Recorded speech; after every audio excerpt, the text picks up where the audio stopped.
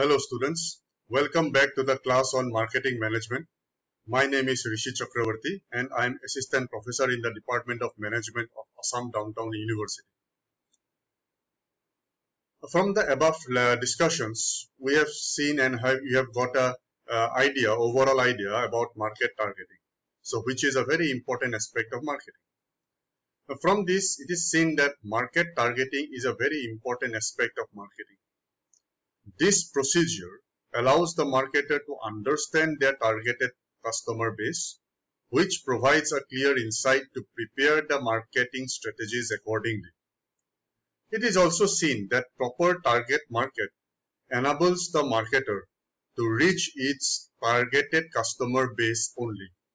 Thus, the possibility of making error is minimized to a considerable effect.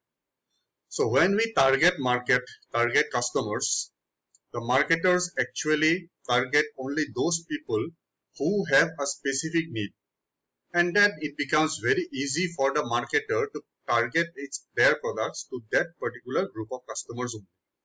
So it is in this process naturally it becomes an error-free procedure, and it is that the procedure of target marketing becomes more effective and takes less time for proper implementation as well. Thank you very much.